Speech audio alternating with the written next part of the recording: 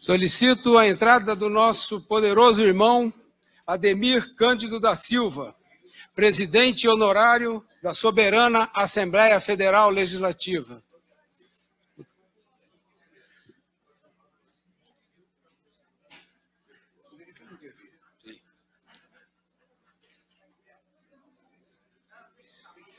Ademir, por favor, por gentileza. Não?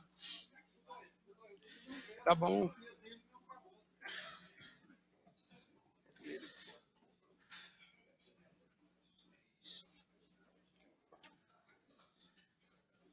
Solicitamos o eminente irmão Lucas Francisco Gaudiano, grão-mestre do Distrito Federal, por favor, para compor a mesa dos nossos trabalhos.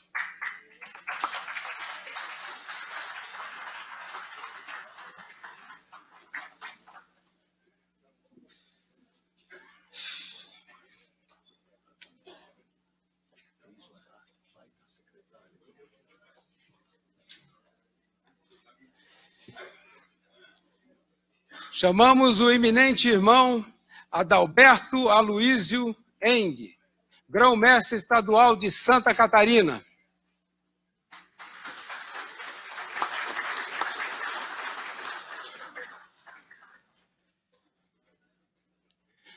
Solicitamos para fazer parte dos nossos trabalhos o eminente irmão Edmo Muniz Pinho, grão-mestre estadual do Rio de Janeiro.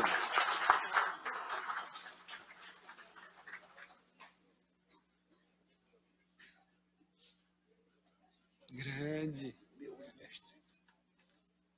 Chamamos o poderoso irmão Laelson Rodrigues, grão-mestre geral de honra do Grande Oriente do Brasil.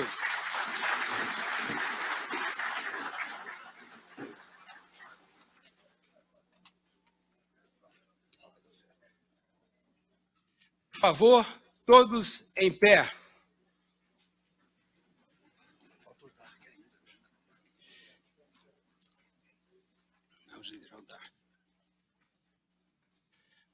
Antes, porém, convido o general de Exército da Reserva, Dark, por favor, queira comparecer para auxiliar nos nossos trabalhos.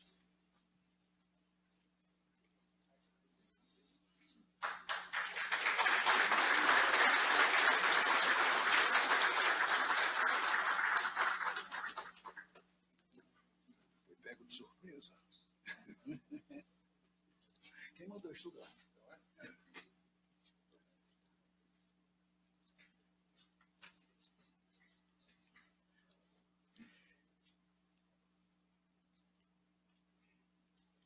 Solicitamos a entrada do sapientíssimo irmão Ricardo Maciel Monteiro de Carvalho, presidente da soberana Assembleia Federal Legislativa, e do soberano irmão Marcos José da Silva, grão-mestre geral do Grande Oriente do Brasil, acompanhando o palestrante, general de Exército, o irmão Antônio Hamilton Martins Mourão, secretário de Economia e Finanças do Distrito Federal. Do Distrito Federal do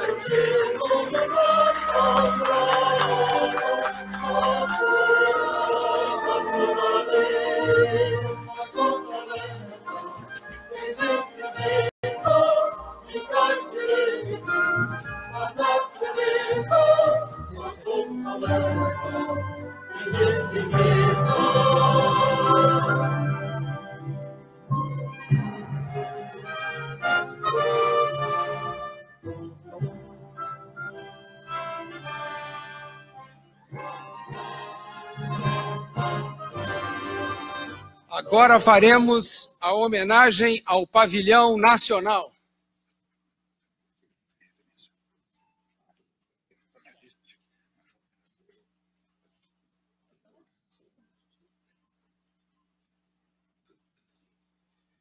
Amor, amor, amor, amor. Olha,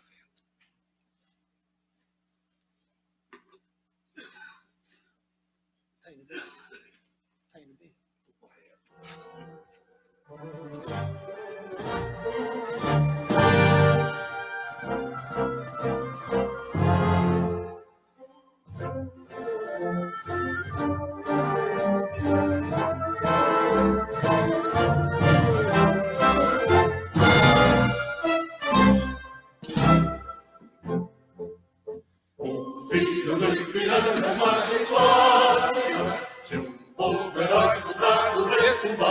morte.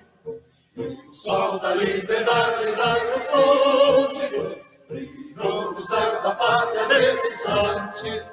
Se o penhor dessa igualdade conseguimos conquistar braços fortes, em teu seio, olha a liberdade, desafia o nosso tempo à própria morte. Idolatrada, sol que salve, Brasil, um sonho imenso, raio vívido, de amor e de esperança agradece. Sim, teu formoso céu risonho e límpido, a imagem do cruzeiro resplandece. Gigante pela própria natureza, espera mais forte impacto do colosso, e o teu futuro espelha essa grandeza. Entre outras vidas do Brasil, a pátria amada, dos filhos destes homens, mãe gentil, pátria amada Brasil. Deitado eternamente nesse esplêndido, ao som do mar e a luz do céu profundo, fulguras, ó Brasil, florão da América, iluminado ao sol do novo mundo. Longe a terra, mais arriba, teus olhos negros campos têm mais flores, nossos bosques têm mais vida, nossa vida no teu seio mais amor.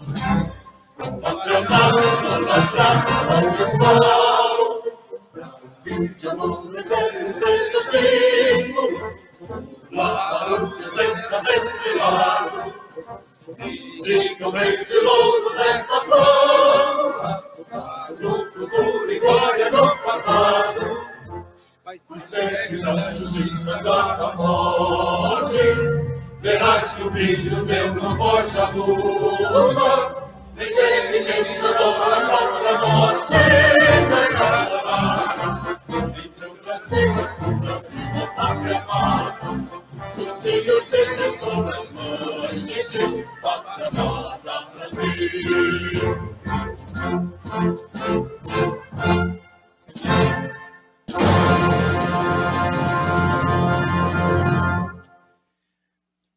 Bem, em ato contínuo, nós vamos à canção do Exército.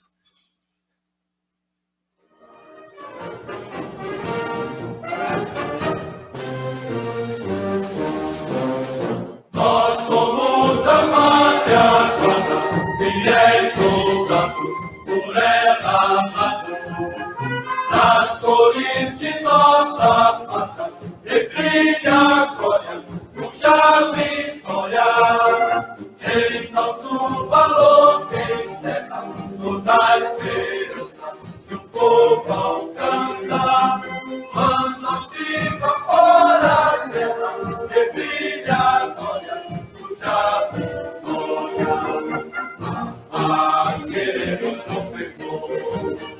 A guerra só nos causa dor, porém se a pátria amada por um dia rajada, lutaremos com temor. Mas queremos com fervor. A guerra só nos causa dor, porém se a pátria amada por um dia rajada, lutaremos com temor. Como é sublime saber amar, com a alma adorar, até onde se nasce amor febril pelo Brasil do coração. Nosso que faz, que quando a nação querida entra o inimigo, correr perigo, se dermos por ela a vida e brilha a glória, cuja vitória, assim ao Brasil faremos, com terra e glória por fim brilhar.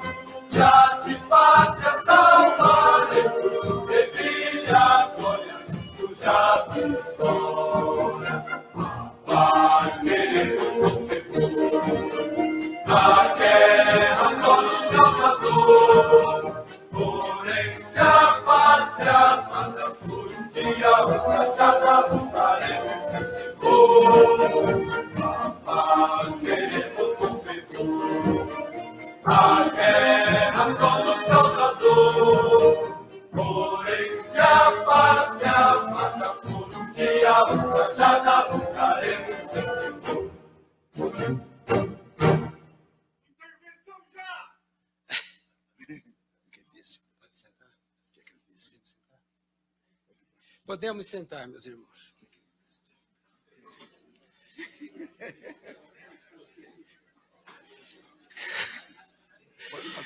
Não, deixa eu só falar do título da palestra.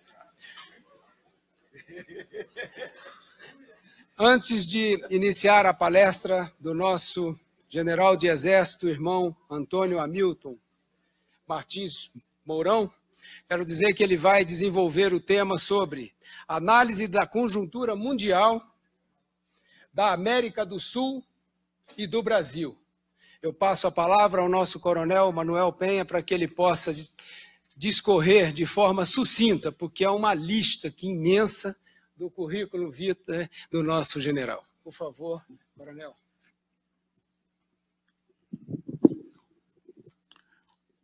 Boa noite, pessoal. Nós não queremos incorrer no risco de não saudar as pessoas, as autoridades presentes. Não temos aqui a relação dos convidados que atenderam ao nosso chamamento, mas, de qualquer maneira, saudamos o Major Brigadeiro Eduardo Martins, que se faz presente. Saudamos aos militares da reserva e da ativa que estão presentes com seu terninho preto, com sua camisa social, por terem atendido ao nosso convite. O canto da Canção do Exército mostrou que temos muitos civis que sabem cantá-la, mas mostrou também, general Mourão, que temos militares aí meio camuflados, querendo, e que a intervenção que foi pedida seja feita com muito amor.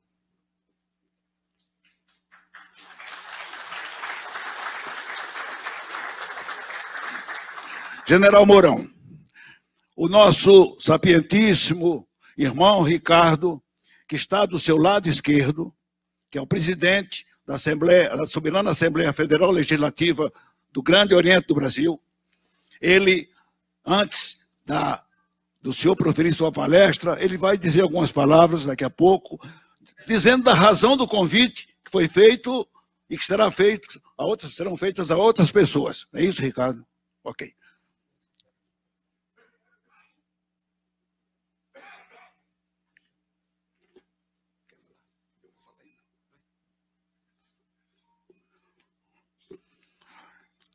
Irmão Mourão, general de exército,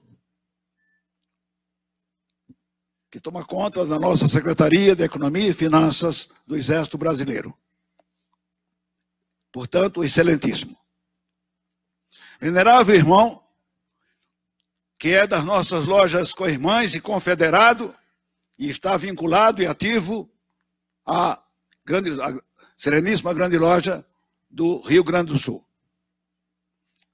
É um mestre fardado, assim como somos mestres paisanos, militares paisanos. O Brasil atravessa uma fase confusa, mas o Brasil vai dar jeito a si mesmo, tem que dar, somos muito ricos. Somos muito fortes, general Mourão.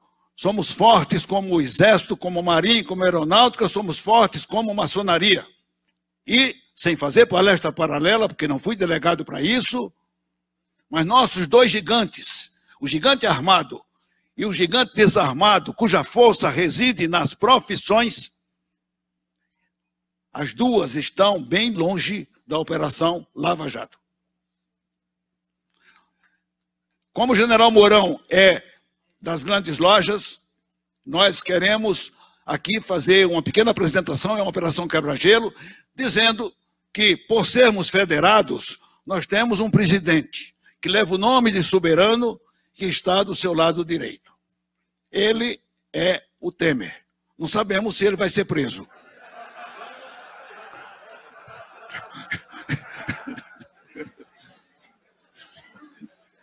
Viu que a operação é quebra-gelo mesmo. Do seu lado esquerdo está um senhor bem cabeludo, de nome Ricardo, que representa o Maia, que substituirá o Temer E não sei se será preso também, eu não sei se ele está gostando da comparação.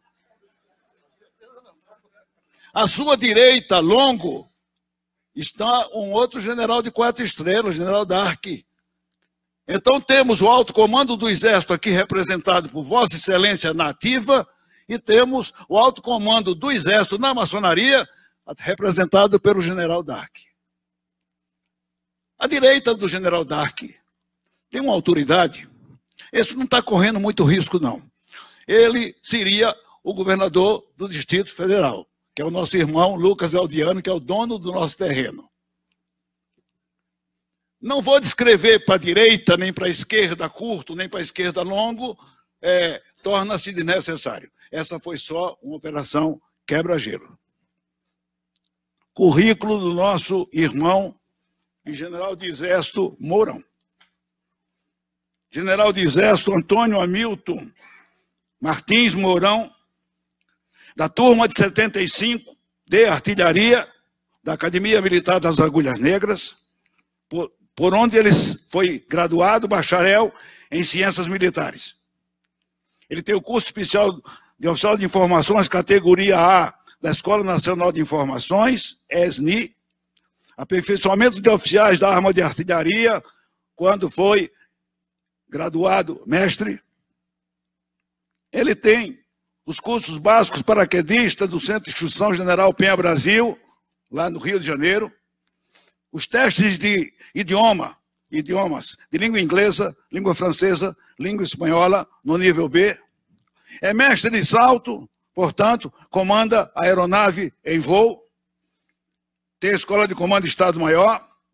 Tem o estágio básico de salto livre, porém, por isso é daqueles que vão mais alto e caem muito mais do que aqueles que são enganchados em aeronave. Tem o curso especial de operações de selva na categoria A, que é a maior do Centro de Instrução de Guerra na Selva, SIGS. E tem o curso de Política, Estratégia e Alta Administração do Exército, que ele declarou aqui feito à distância.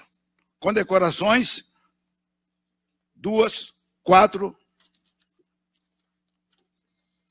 6, 8, 10, 12, 14, 16, 18, 20, ainda vou ler Venezuela, Unavém e paro por aí.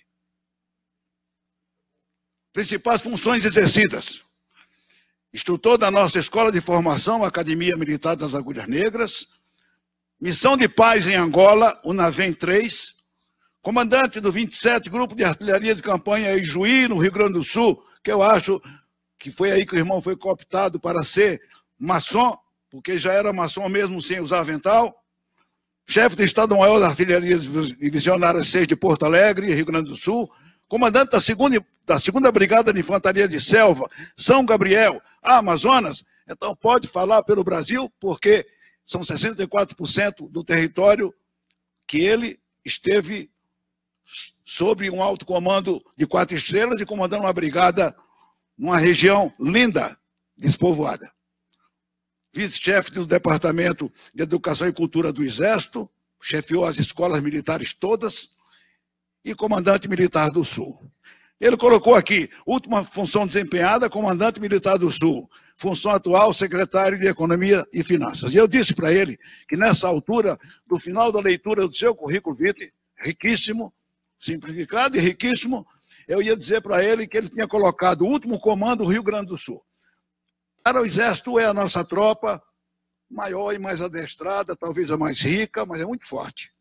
E num momento conturbado do Brasil, parecido com hoje, ele teve a coragem de usar a voz e se insurgir contra o que todos nós nos insurgimos. Por isso, nosso companheiro gritou ali há pouco, intervenção já. E fez uma solenidade militar, e tinha autoridade para isso, e comandava o nosso exército do Rio Grande do Sul, e por isso alguém de maior poder achou que estava punindo o general, transferindo o general para Brasília, para tirar a tropa da mão dele. E deu para ele a Secretaria de Economia e Finanças. Então ele controla o exército o dinheiro do exército.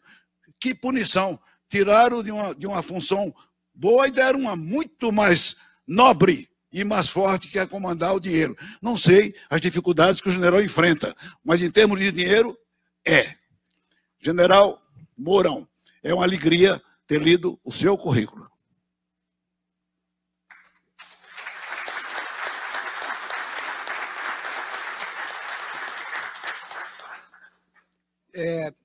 Gostaríamos de convidar para continuar os nossos trabalhos na formação da nossa mesa. Eles estavam em outras atividades. Por favor, eu chamo o irmão Ari para compor a mesa. O nosso chefe de gabinete da Soberana Assembleia Federal Legislativa. O nosso irmão Tofete.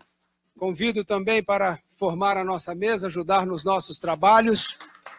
O irmão Tofete é o secretário da Soberana Assembleia Federal Legislativa, competentíssimo demais. Muito obrigado pelo convite, eu realmente estava organizando ali. Bom, senhoras e senhores, a dinâmica da palestra do general Mourão, nós vamos seguir mais ou menos o que nós temos seguido aqui, nas demais, nas anteriores. Eu tenho aqui 20 vamos chamar de papéis para a formulação de perguntas. O interessado vai pôr o nome, e-mail e telefone. Por quê? Nós vamos sortear, escolher aqui ao final 5 perguntas para que o general responda aqui ao vivo. As demais serão encaminhadas à assessoria, que já fez o compromisso, que vai responder todas através do e-mail. Para que não fique realmente... Vamos estabelecer esse critério, ok? Já está acertado com o palestrante. Eu vou, antes de ocupar meu lugar na mesa, eu vou estar aqui embaixo, distribuindo para quem estiver interessado. Vou distribuir logo agora, porque algum assunto que ele for falando já é de interesse para fazer alguma pergunta, ok? Muito obrigado. Daqui a pouco eu assumo meu lugar. Eu convido também o Major Brigadeiro Martins para que possa fazer parte dos nossos trabalhos.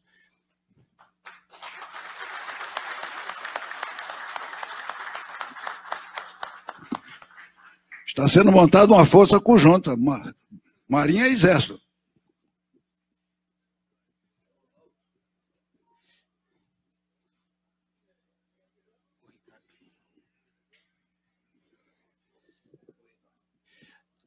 Pois bem, passo a palavra agora ao presidente da Soberana Assembleia Federal Legislativa, nosso sapientíssimo irmão, Ricardo de Carvalho.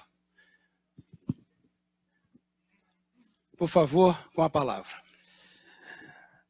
Muito obrigado.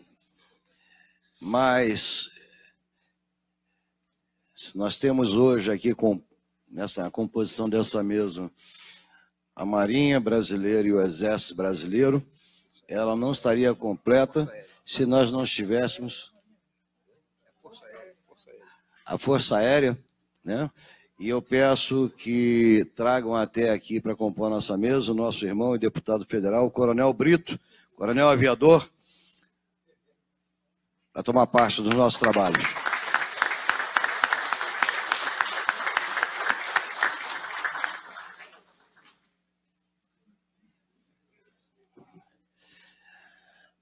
Meu querido amigo e presidente da Comissão Institucional de Relações da Soberana Assembleia com as Forças Armadas Nacionais, Coronel Penha, muito obrigado. Qualquer semelhança com a apresentação da mesa foi mera fatalidade, não existe. Quero agradecer a presença de todos, quero saudar a nossa mesa, na pessoa do nosso grão-mestre do Distrito Federal, irmão Lucas Gaudiano, satisfação muito grande. Agradecer ao nosso amigo, irmão, general Antônio Mourão, por abrilhantar a nossa noite com a sua palestra. Agradecer a presença de todos, irmãos, deputados, senhoras, senhores. E eu tenho hoje uma satisfação especial em poder receber meu irmão, general Mourão. General Mourão, ele é uma pessoa de posições muito firmes, e eu diria que, sem sombra de dúvidas, sem medo de errar, um dos maiores patriotas que teve a coragem de levantar a sua voz num momento mais crucial em que nós vivíamos, de um verdadeiro descrédito, onde imaginava-se que poderiam usar as Forças Armadas a seu bel prazer. É muita coragem. E ele parabeniza o coronel. E parabenizo pelo compromisso assumido, pelo juramento. Lhe parabenizo pelo compromisso assumido com a sua iniciação na maçonaria. Vivemos hoje, dentro da nossa nação, um momento de total falência e descrédito nas instituições. Atravessamos a maior crise que o nosso país já enfrentou ao longo da sua história. Do alto dos meus 59 anos, eu já enfrentei 13 planos econômicos.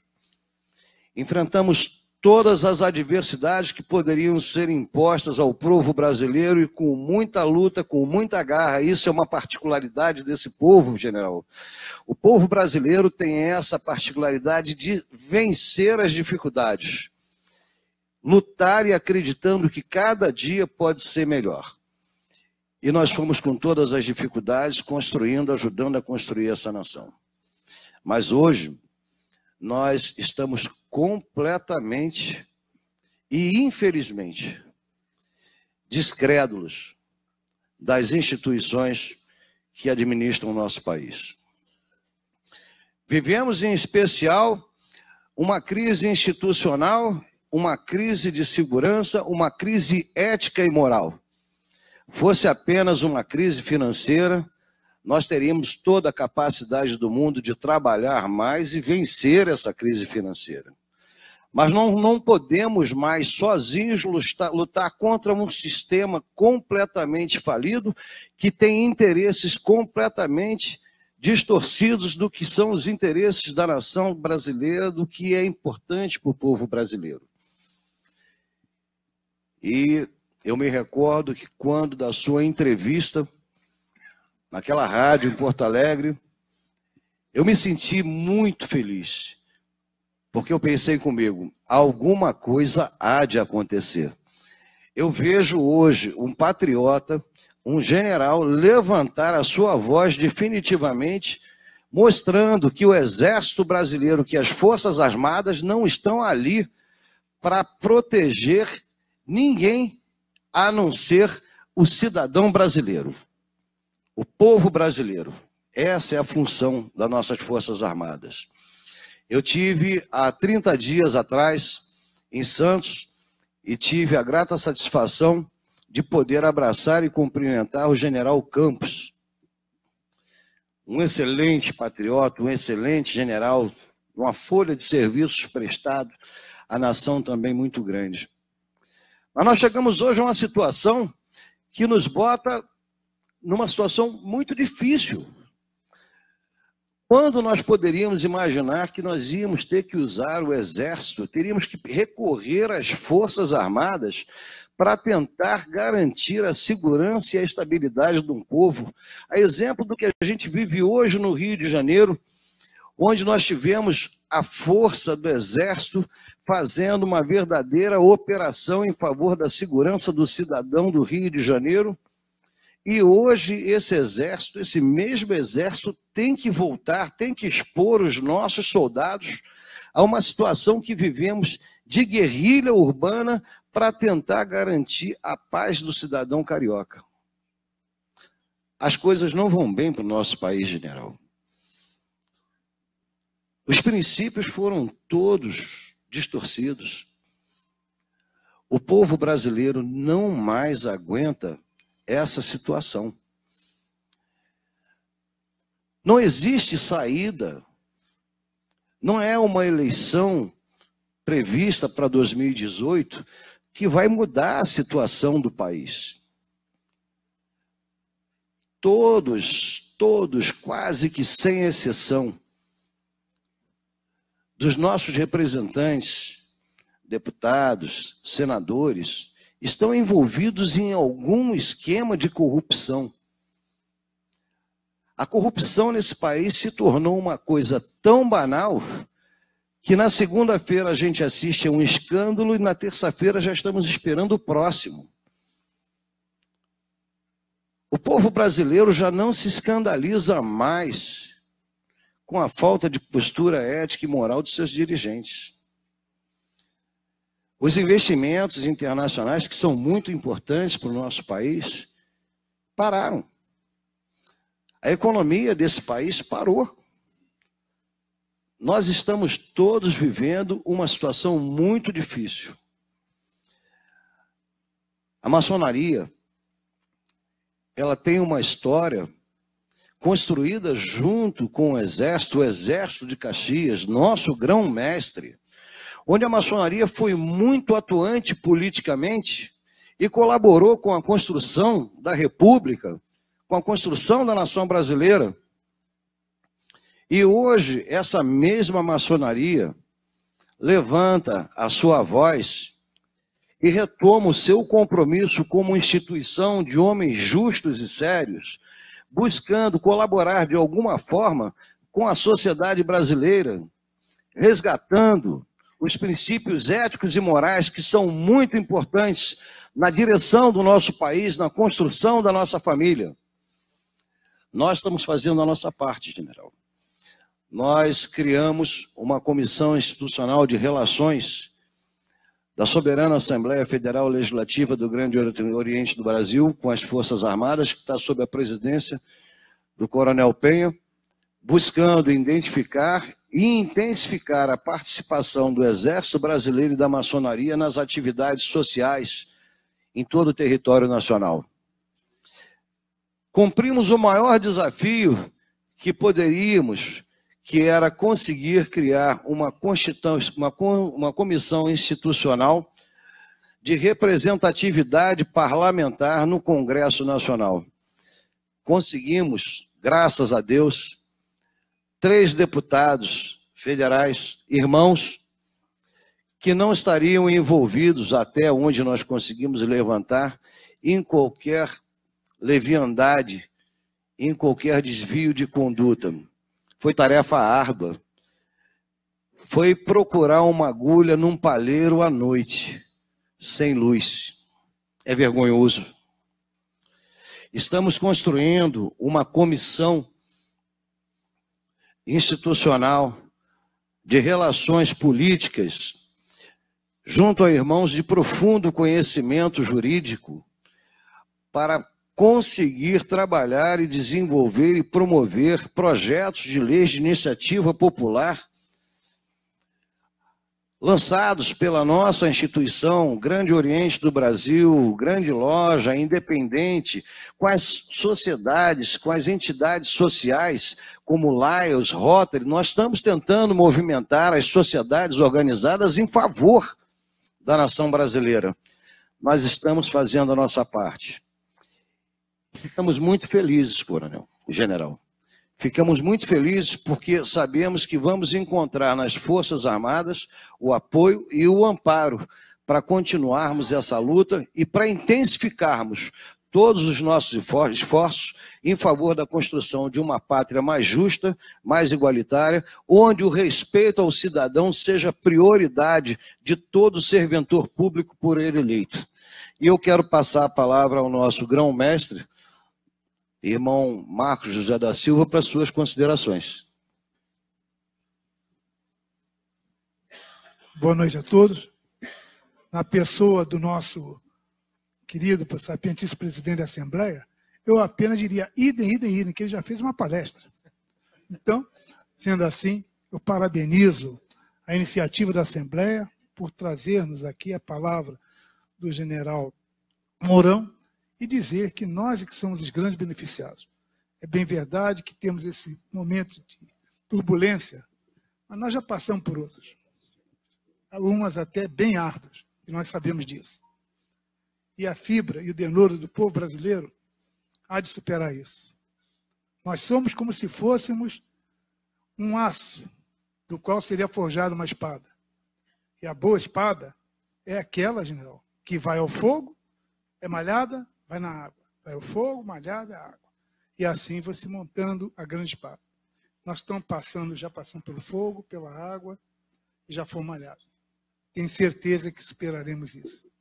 Não só confiando nos nossos irmãos maçons, nossos irmãos também militares, mas, acima de tudo, a nossa confiança em Deus, que Ele sabe tudo e a Ele devemos tudo.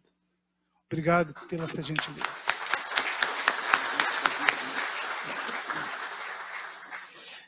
Bem, eu pediria gentilmente aos componentes da mesa que ocupassem a primeira fila aqui, para que nós de frente pudéssemos ver melhor e assistir aqui no telão a palestra do nosso general de Exército.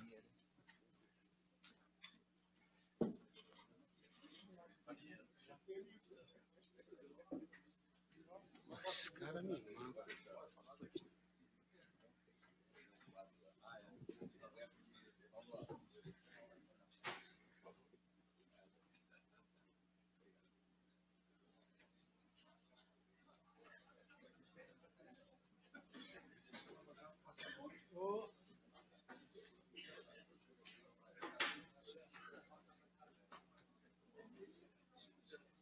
Responsável pelo lavradio.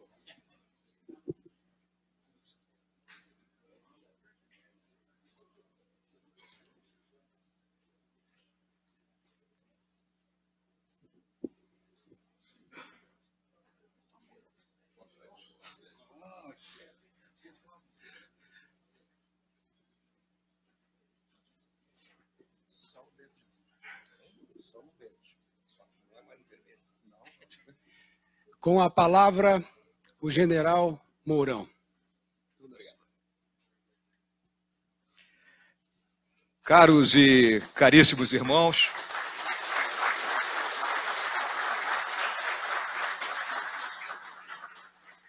senhoras aqui presentes, eu inicialmente gostaria de expressar a minha satisfação, o meu orgulho, o meu privilégio por poder, nessa noite, me dirigir a essa plateia constituída de homens livres e de bons costumes, que cavam masmorras aos vícios e erguem templos à virtude.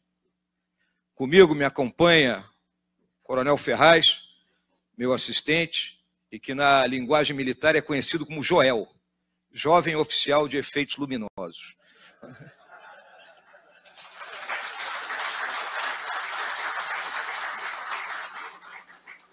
O que eu vou apresentar aqui aos senhores e às senhoras é a minha visão, por isso que eu coloco uma visão daquilo que nos cerca.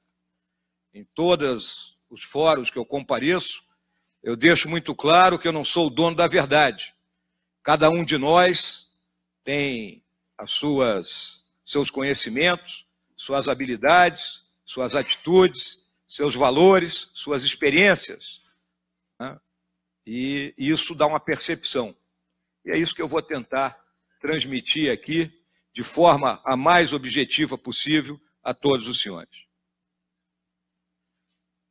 Como antigo integrante, eterno integrante, digamos assim, da atividade de inteligência, eu sempre gosto de me reportar a essa frase do John Foster Dulles, foi secretário de Estado dos Estados Unidos e um dos criadores da Agência Central de Inteligência, onde ele diz que a inteligência é o mesmo que clarevidência, é um tipo de ofício artesanal de profetizar. Mas o que eu quero dizer com isso? É que quando a gente trabalha buscando enxergar o que acontece na nossa volta, a gente normalmente se encontra naquilo que nós chamamos de um estado de opinião, que é entre a dúvida e a certeza. Por isso que eu enfatizo que aqui eu tocarei na minha visão. Vamos seguir esse sumário, uma rápida introdução. Farei uma análise da conjuntura, conforme foi dito aqui no início da nossa atividade, abrangendo o mundo de hoje, a América do Sul, que é o nosso entorno próximo, e o nosso país. vou discorrer alguma coisa do que eu penso que tem que ser o Estado moderno, que é para onde nós temos que dirigir. E vamos a uma conclusão. Pode ir, Ferraz. Essa transparência, né, eu podia até colocar aí, em homenagem ao Brigadeiro Martins e ao Coronel Brito, que não existe céu de brigadeiro, né? Mas não existem mais mares tranquilos. O mundo de hoje, ele é cataclísmico. Ele muda constantemente. Ele nos chacoalha, ele nos atinge. Por quê? Porque existe uma velocidade de informação muito grande. Se nós colocarmos aqui eu estou com uma plateia de gente experiente, né, que já viveu outras épocas. Se nós voltarmos, não muito tempo atrás, 45 anos atrás, vamos colocar aí, nós não tínhamos rede nacional de televisão, não havia televisão colorida, não tinha internet, a gente trabalhava na máquina de escrever, ou seja, as informações eram transmitidas de forma muito mais lenta. Para mim, que morava lá no interior do Rio Grande do Sul, para chegar a música mais nova, alguém tinha que ir ao Rio de Janeiro comprar um long play, não é? Ou então um compact disc. Não é? Todos aí devem lembrar disso. Colocar numa vitrolinha e ouvir a última dos Beatles ou do Creedence, ou seja lá o conjunto, não é? Que todos nós gostamos um dia. Né? Então era um mundo tranquilo, um mundo calmo, sereno. Hoje não. Hoje as coisas mudam, por quê? Conforme falou o Ricardo, segunda-feira acontece uma coisa, na terça outra, na quarta uma terceira, e a gente não sabe para onde vai. Então essa é a realidade que nós estamos vivendo e que nós temos que enfrentar. Não podemos fugir disso. Próximo, Ferraz. Então, mais do que nunca, a gente precisa vigiar com muita atenção tudo, porque o mundo está complicado. Próximo. E como é que está esse mundo de hoje?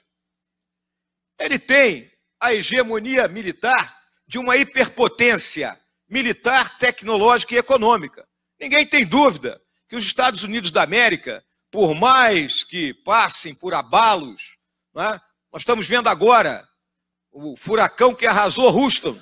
Os senhores podem ter certeza que daqui a 3, 4 anos Houston está de pé. Está tudo funcionando de novo. Por quê? Pela capacidade do povo. Então, é uma realidade. Não adianta fugir disso e não adianta ser xenófobo com isso. Temos 3 grandes blocos econômicos que vivem em crise. Bloco asiático, bloco europeu e o nosso bloco americano. Instabilidade e competitividade. Essa velocidade das informações, a capacidade de se comunicar em tempo real, leva a uma competição muito mais acirrada. Conflitos disseminados em larga escala. Nós temos conflito no mundo inteiro. Por favor, Ferraz. Nosso país aparece aqui, como conflito de drogas. Né? O México tem uma guerra lá com as drogas. A África, né? Com Nigéria, Congo, Sudão, Sudão do Sul, República Centro-Africana, onde nós estamos pretendendo montar uma missão de paz para lá, um batalhão nosso que esteja saindo do Haiti. Ucrânia, Turquia, Síria, Iraque, Afeganistão, Paquistão, Iêmen, Somália. Então o conflito está aí. Nós estamos a qualquer momento algo pode acontecer. E o flagelo da guerra nos atingir. Próximo. Pode seguir, Ferraz. Todos os países hoje dependem de sistemas integrados de alta tecnologia. Eu costumo dizer, lá dentro do nosso quartel-general, que se faltar luz, eu posso mandar todo mundo embora para casa, porque ninguém faz mais nada. Todo mundo está plugado em algum tipo de sistema, só se trabalha com computadores, não é? E se cair a energia, nós não temos como funcionar. O controle da distribuição de energia também usa a tecnologia elevada, controle da distribuição de água, o controle das telecomunicações. Então, todos os países dependem disso. E a guerra, ela vem sendo terceirizada. Determinadas funções que eram típicas das forças militares, hoje estão colocadas naquilo que se chama de empresas militares. Um exemplo, acredito que todos os senhores e as senhoras já ouviram falar, é a Blackwater. Temos até livros a respeito disso.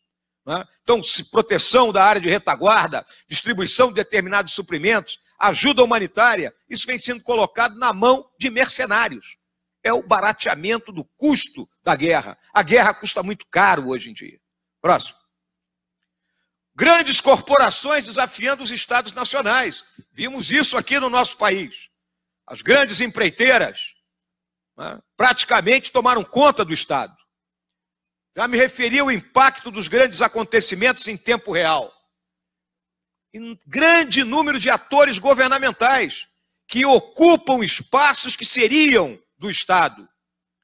O interesse público e privado com grande interação e levando a quê? A corrupção. Corrupção está no mundo inteiro. Ela não é privilégio aqui nosso. As ameaças transnacionais que eu vou mostrar mais adiante. E os mega-eventos. Acabamos de sair de 2 mega-eventos. Copa do Mundo e Olimpíada. Eu tenho certeza que os senhores e as senhoras jamais imaginaram que as Forças Armadas seriam empregadas em eventos dessa natureza. Vamos lembrar, a Copa do Mundo para nós sempre foi o quê?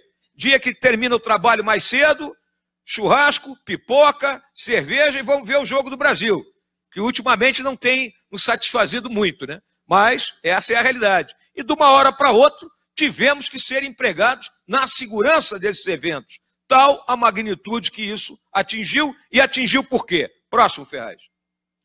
Por causa dessas ameaças. Está lá o terrorismo. O terrorismo está solto no mundo. O Brasil é campo aberto para isso. Inúmeros atos terroristas são praticados hoje. Quando se queimam ônibus, quando se bloqueiam estradas, isso é ato de terrorismo. O crime organizado, né? Possibilidade de um novo colapso do sistema financeiro.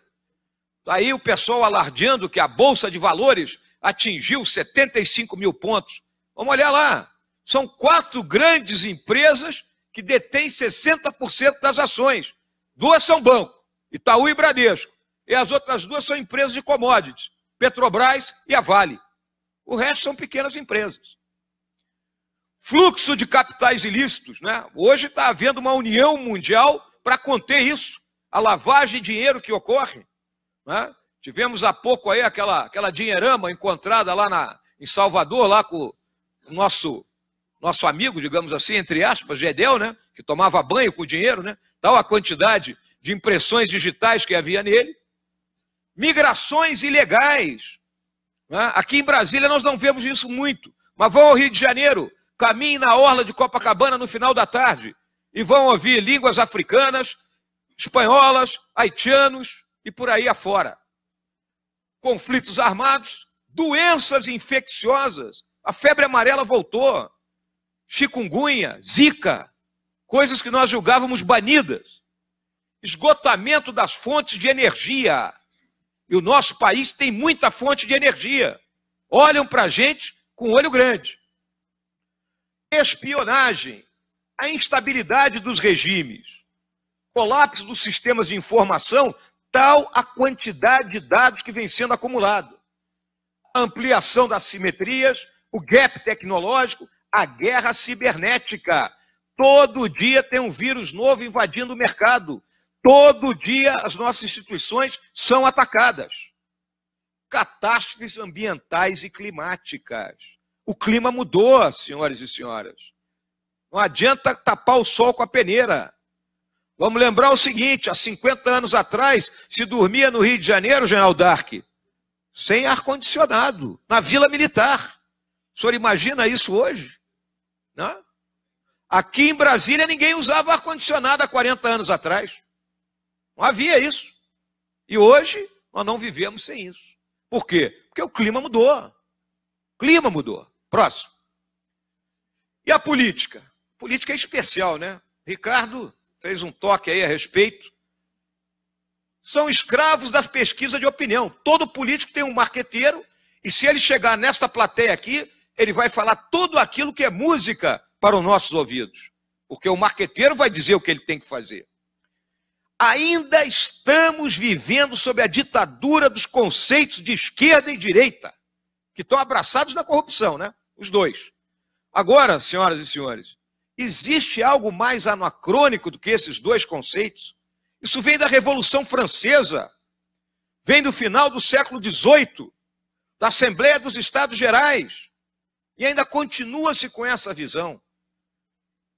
O Estado, a nação, ela tem que ter um caminho, um futuro. E cada governo vai buscar manter aquela rota, um pouquinho para cá, um pouquinho para lá, mas a rota é uma só. Infelizmente, isso não ocorre. Os políticos hoje, eles falam o que as pessoas querem ouvir, não têm compromisso com o futuro e vence a eleição o político, o melhor marqueteiro e capaz de reunir e interpretar maior volume de ideias para, digamos assim, enganar a população. Próximo. As grandes guerras de hoje, a das drogas, a nossa juventude está sendo atacada por isso aí. Nós temos que lutar contra isso. Não adianta querer fugir disso. A guerra das drogas é a guerra número 1 deste século XXI. Nós, dentro do Exército, vivemos isso dioturnamente com a juventude que recebemos nos nossos quartéis, que a imensa maioria é oriunda da periferia das cidades. Vem de lares destruídos e onde o consumo de droga e de álcool começa na mais tenra idade. O dinheiro ilícito, as armas leves e de destruição em massa, o terror, o tráfico de pessoas, as catástrofes ambientais, estamos vendo o que está acontecendo com essa temporada de furacões, e a guerra climática.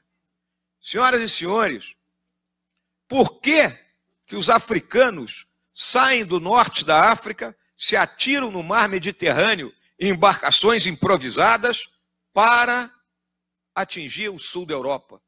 Porque estão esgotadas as condições de vida no norte do continente africano. Eu tenho falado para a juventude militar que nós ainda vamos matar e morrer nesse século XXI pelo clima. Militarização do espaço, satélites, drones, armas capazes de serem lançadas a grandes distâncias, vinda diretamente de uma posição geoespacial. Próximo, Ferraz. E a América do Sul? A América do Sul é um condomínio de países periféricos. Próximo. Está aqui, ó. Estamos desechados da maior linha de comércio mundial e esses nossos países têm muito pouco peso específico no concerto das nações. Próximo. Ainda tem um ideário obsoleto e sentimentos vivenciados na era colonial. Ainda todo mundo acha que o português é culpado de tudo, que o espanhol é culpado de tudo, né? Como se nós não tivéssemos 200 anos já independentes. Defasagem tecnológica e contingente de excluídos. E aqui eu quero dizer que excluídos não são pobres. Nós que operamos nas favelas do Rio de Janeiro, na Maré, no Alemão, ali nós vemos a realidade do excluído, é aquele onde o Estado não chega.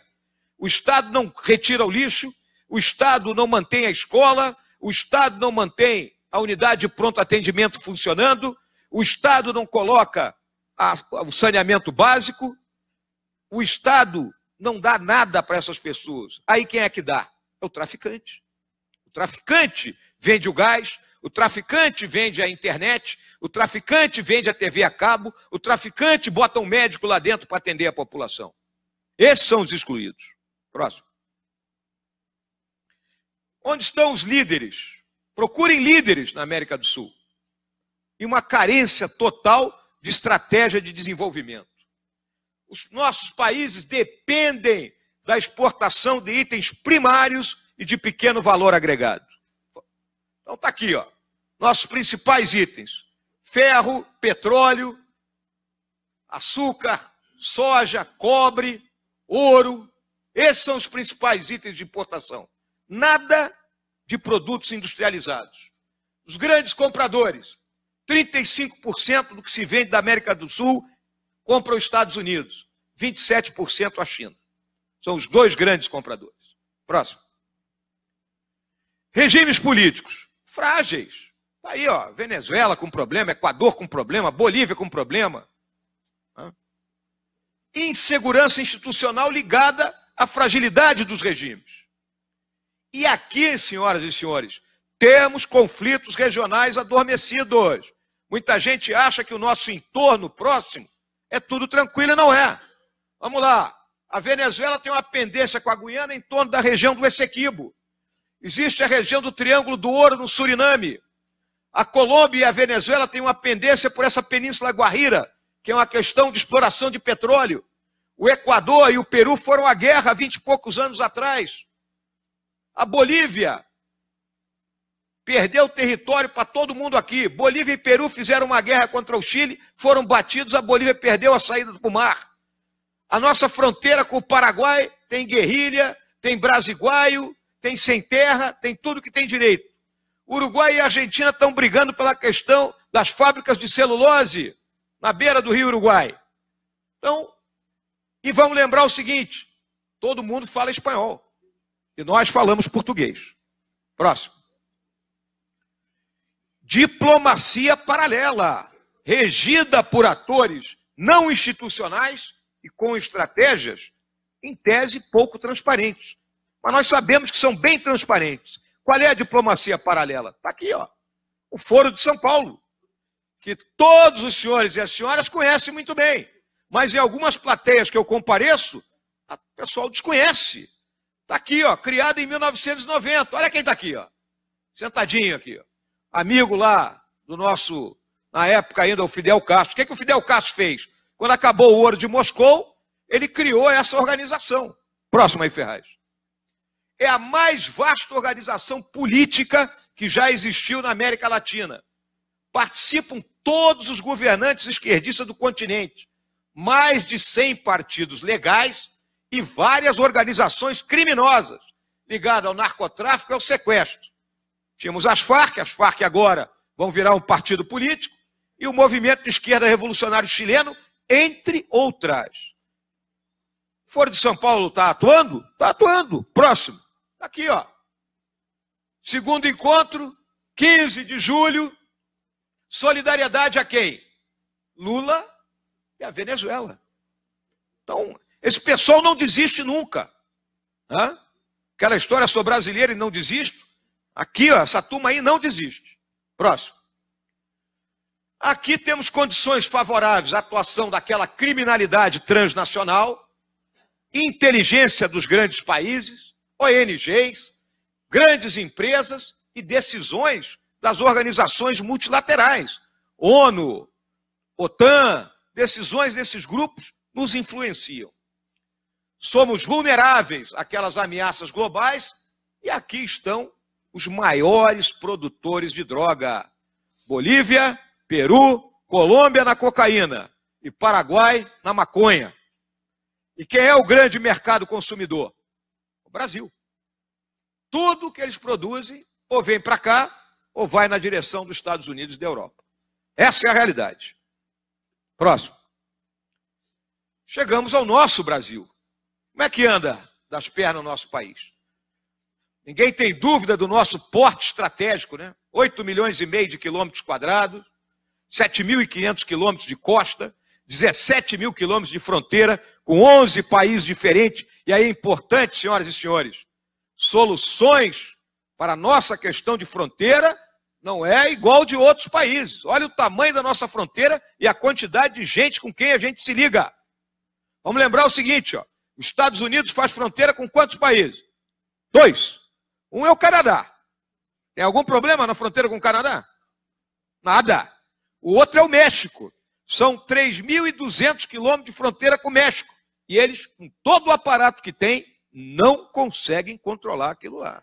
Então, fronteira, muitas vezes, a imprensa, determinados formadores de opinião, colocam determinadas coisas que não condizem com a realidade de um país como o nosso. E cada cantinho da nossa fronteira é diversificado. Eu fui comandante de brigada lá na Cabeça do Cachorro, no noroeste do Amazonas, São Gabriel da Cachoeira. Eu tinha 1.500 quilômetros de fronteira de selva, 900 com a Colômbia e 600 com a Venezuela. É quase a metade do que os Estados Unidos têm com o México. Crise política, preciso discorrer da crise política, de todo o esgotamento do modelo implantado a partir da Constituição de 88, que um dos partidos políticos existentes hoje chamou de presidencialismo de cooptação? Preciso discutir da baixa representatividade dos poderes da República. Preciso tratar da forma como nós temos uma proliferação de partidos que não representam a ninguém. Algum dos senhores e as senhoras se sentem representados por algum partido político existente? Está coerente com as ideias que a gente comunga? Então nós precisamos reformar a nossa política, com urgência, para que ela viva com P maiúsculo e não com P minúsculo. A crise psicossocial, a crise de valores da sociedade, Ricardo tratou dela, o Ricardo esgotou praticamente a minha palestra. Essa crise, ela está atacada onde? Na célula máter da sociedade, que é a família. A partir do momento que se busca destruir a família. Nós vimos agora essa questão do Banco Santander patrocinando uma exposição onde até zoofilia era mostrada para crianças. A que ponto a gente chega? Eu vou abordar mais ela mais adiante. Mas eu vou falar agora da crise econômica. Pode tocar aí, Ferraz. É o nosso Harvey. Né? O Harvey lá nos Estados Unidos, ele destruiu o Houston. E aqui? Começa na Constituição de 88. Aquela de não sei quantos artigos, não sei quantas emendas. A Constituição Cidadã, que regula do alfinete ao foguete, regula o horário de trabalho do bancário, os juros. No artigo 5º, que tem 70 e tantos direitos individuais, né? O falecido Roberto Campos jocosamente dizia que um dos itens lá está dito que todo brasileiro tem direito à vida. Quando ele morresse, a família entraria contra o Estado, porque deixou ele morrer, já que todo mundo tem direito à vida. Né? Cheia da palavra direito e pouquíssima da palavra dever. Dali tivemos a hiperinflação. Todos os senhores e senhoras estão lembrados do final do governo do Sarney, né? 89% de inflação ao mês. Talvez o pessoal mais novo aí não lembre. Mas saía o dinheirinho da gente e nós íamos correndo para o supermercado, tentando ir na frente do cara da maquininha, porque ele já vinha remarcando os preços. Era essa a forma que nós vivíamos. O Plano Real derrubou a hiperinflação. E aí nós partimos para um ajuste fiscal que, ao longo dos últimos 16 anos, buscou equilibrar receita e despesa. Porque, minha gente, governo é igual à nossa casa. A gente não pode gastar mais do que ganha. Se eu gasto mais do que ganho, eu vou para o cheque especial. Se eu estouro o cheque especial, eu vou estourar depois o cartão de crédito. E, por último, eu vou para o agiota. É igualzinho. Fizemos as privatizações, a busca do equilíbrio das contas e uma matriz econômica, macroeconômica, digamos assim, com a meta da inflação. No ano anterior se definia a meta do ano seguinte, a flutuação do câmbio e a taxa de juros, buscando manter a inflação sob controle. E aí o que aconteceu? Aí entrou essa dupla. Lula 2, porque o Lula 1, ele estava controlado pelo Palocci ainda, que agora é um médico frio e calculista, né? E a doutora Dilma, né? Ela já tinha falido uma loja de 1,99, faliu o país, foi fácil. Olha qual era o mote da Dilma: gasto é vida. Então vamos gastar, né? Para que os senhores tenham uma ideia, a senhora e a senhora tenham uma ideia. Ao longo desse período, os gastos do governo aumentaram 51% acima da inflação. E a arrecadação aumentou 14%. Não pode dar certo. Criar essa nova matriz econômica. Endividamento de famílias e empresas, valorizar o câmbio, as desonerações fiscais, ou seja, primeiro começou com determinados setores, tendo um alívio no pagamento dos tributos. A partir daí, todo mundo quer sua sinecura, seu privilégio. Não, eu também quero. De modo que, no final das contas, ninguém mais estava pagando tributo, ou estava pagando de forma reduzida. E a redução dos juros por decreto. E aí os famosos subsídios. Os explícitos, que são as desonerações, E os implícitos? É o que era BNDES, Caixa, Banco do Brasil. O BNDES captava dinheiro a 13% no mercado e emprestava a meia dúzia. A diferença coberta pelo Tesouro. Mas coberta como? Com dinheiro que o Tesouro tinha? Não, com título da dívida pública. E aí a dívida foi aumentando. Os senhores sabem quanto está a dívida hoje do PIB? 74% do nosso PIB. São 4,7 trilhões de reais que nós estamos devendo. A contabilidade criativa do Arno Agostinho, não é? O velho trotskista lá do Rio Grande do Sul, e aí levando ao atraso nos pagamentos. Por quê? A Caixa paga os benefícios, auxílio-desemprego, benefício de prestação continuada, e o governo tem que ressarcir a Caixa. Aí o governo não ressarcia, pedalava, jogava para o outro ano e deixava o prejuízo na conta da Caixa. E aí, déficit fiscal, né, e aumento da dívida. Observem o déficit. 2012 nós tínhamos superávit. Isso aqui é resultado primário. Resultado primário é conta de padaria. É receita menos despesa. Não entram aí os juros da dívida pública. Então, 104 bilhões em 2012, 2013, 91, aqui ó, 2014. Tínhamos que fazer o diabo para sermos eleitos. Não era isso aí? Menos 32,5. 15, menos 111. 16, menos 154. E agora, menos 159 bilhões. Essa é a situação do governo brasileiro, senhoras e senhores. Eu tenho alertado meus companheiros na minha instituição sobre isso, porque em determinado momento o Estado pode quebrar. A economia, ela anda, mas a economia estatal, ela não está andando. Próximo. E o resultado final disso aí? Se criou um novo regime fiscal. Qual é o novo regime fiscal? A pizza do governo é uma. O que é que ela aumenta para o ano seguinte? De acordo com a inflação do período de julho de A-1 até junho de A. Esse é que o orçamento só pode aumentar nisso. Então, engessou o orçamento. E a vida real? Por determinação constitucional, as despesas com previdência, pessoal e benefícios crescem acima da inflação. Em consequência, vai aumentando a parte da pizza das despesas obrigatórias e aquilo que se chama de despesas discricionárias, que são o investimento e o custeio da máquina pública, vai sendo comprimido. E aí o governo para. Ele vai ficar só pagando gente. Até quando? O prazo é 2022. Em 2022, se nada for feito, o orçamento da União será todo consumido pelas despesas obrigatórias. Próximo. Para cumprir a meta, está aqui que eu falei, o governo tem que cortar gastos com custeio e investimento, com isso falta o recurso para saúde, educação, defesa. E em 2022, as despesas obrigatórias serão maiores que o orçamento da União. Próximo. E aí eu trago essa frase do Roberto Campos, uma conclusão parcial, né? Que a diferença entre a estupidez e a inteligência é que a inteligência é limitada, infelizmente. Essa é a realidade. Próximo. Pode ir, Ferraz, isso aí já... Bom, nichos de pobreza... Volta, Ferraz. Perdão. Nichos de pobreza preocupantes aqui no nosso país. A infraestrutura logística. Nós construímos um modelo inicial montado em cima de rodovias, não conseguimos ter a interoperabilidade. Não é possível que com 7.500 quilômetros de costa, com portos, a gente tire uma carga do Rio Grande do Sul para o Rio Grande do Norte em lombo de caminhão. Próximo.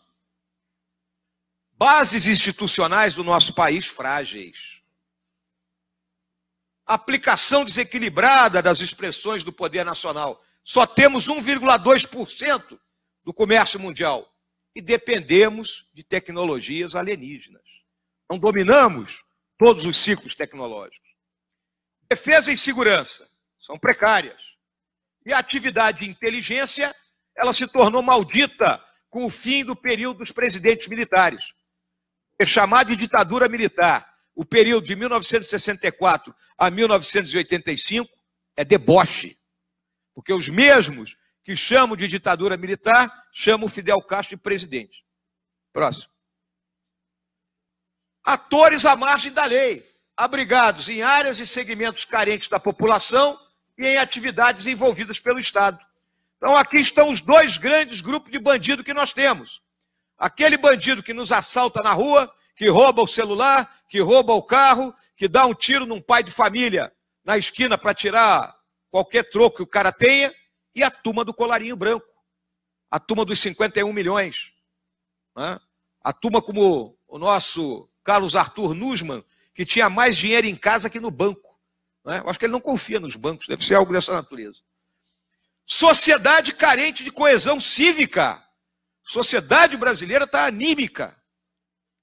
Ela mal e porcamente ela se robustece para torcer pela seleção brasileira. Ou então sai brigando entre si em qualquer jogo de time de futebol. Crescimento insuficiente e o Estado é partidarizado. O partido assume, ele loteia tudo. Tal ministério é do Cicrano, o outro é do Beltrano e aquilo é porteira aberta. Coloca quem ele quer lá dentro e vamos dar um jeito, né, de fabricar dinheiro. E aí a gente se lembra sempre daquele personagem do Justo Veríssimo, né? Do Chico Anísio, o Justo Veríssimo, né? Aquele deputado que só queria uma mamata, uma negociata, é o que nós vemos. Índices preocupantes de corrupção. Próximo. Então está aqui o mapa da corrupção no mundo. O Brasil ocupa a posição 179. Né? Os Estados Unidos é o 18º, olha aqui na América do Sul. O Uruguai é o 21º. E a Dinamarca é o país menos corrupto do mundo. Próximo. O aparato de segurança pública é frágil, obsoleto e comissões institucionais precariamente definidas. Senhoras e senhores, a polícia vive o pior dos mundos. Se ela age como polícia, reprime, prende, mata, a equipe dos direitos humanos aí da Maria do Rosário e Jean Willis e outros, né, Randolfo Rodrigues e por aí afora, vai cair em cima da polícia. Observe e leia uma página do Globo, qualquer dia da semana. Os senhores encontrarão o seguinte relato. Na comunidade do Pavãozinho, na localidade conhecida como Vietnã, o grupo de policiais estava patrulhando e encontrou marginais armados e houve o confronto. Queriam que houvesse o quê? Que a polícia fugisse e deixasse os marginais armados tomando conta da área. Então a polícia vive o pior dos mundos. Tem que mudar isso. Somos suscetíveis a todas aquelas ameaças transnacionais. Dificuldade para garantir as vias do nosso comércio. A nossa marinha, a nossa força aérea, sucateadas. E o Estado? É caro, minha gente. O Estado é muito caro. Somos extremamente burocratizados. Em tempos de tecnologia, intenso uso da tecnologia de informação e comunicações, ainda tem carimbo, hein? Ainda tem carimbo. Corporativista em alguns segmentos do funcionalismo. É só o privilégio. Valorização assimétrica de servidores e práticas obsoletas na máquina pública. Então esse é o quadro que nós estamos vivendo. Próximo. E aí vamos ver como é que é o Estado moderno. O que se espera do Estado hoje? Próximo. Não há dúvida que houve um aumento exponencial das demandas sociais. O Estado tem muita coisa para prover. E aí, todos os estados do mundo têm uma redução da sua capacidade financeira. Todos enfrentam uma crise fiscal, que ela tem que ser combatida. Os padrões de referência são os países mais desenvolvidos. Nós não vamos nos basear na Somália. Não vamos nos basear no Sudão. O nosso povo, ele quer o quê? Ele quer um padrão FIFA, né? É o padrão FIFA, que foi cunhado. O cidadão cliente hoje, ele não aceita mais ser tratado como uma pessoa de segunda categoria. Se ele paga imposto, ele quer a restituição daquele imposto. Se ele paga IPVA, ele quer rua calçada, ele quer estrada que não seja esburacada, não é? Ele quer segurança.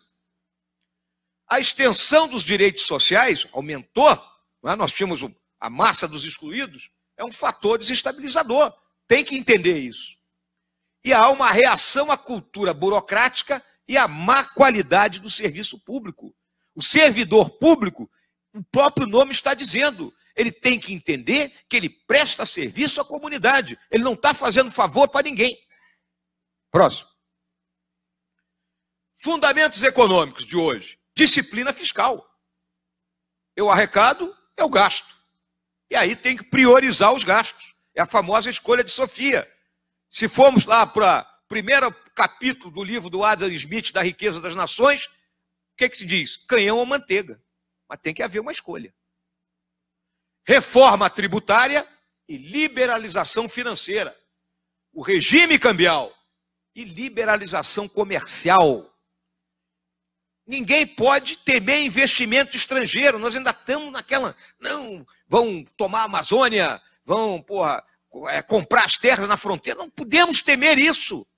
Se nós não temos poupança interna, nós temos que usar a poupança externa. Privatização, sim. Desregulação. Vamos liberar as coisas. E a questão da propriedade intelectual. Próximo. Nova gestão pública, gestão profissional no setor público. Não pode contratar qualquer um. É meu amigo, agora eu dou um cargo de confiança. Padrões explícitos e medidas de desempenho. A meritocracia. Tem uma massa de gente que trabalha no serviço público, você fala meritocracia, ele começa a tremer. ênfase nos controles, está aí, Tribunal de Contas, né? Todos eles pressionando. Satisfação do cidadão e na qualidade do serviço. Autoridade delegada, não pode ter centralização ao excesso num país do tamanho do nosso. E competição, a competição faz bem. Disciplina e parcimônia no uso dos recursos. E está aqui, ó, extenso uso das novas tecnologias. Próximo. E a governança? Estado é entendido como um organismo plural.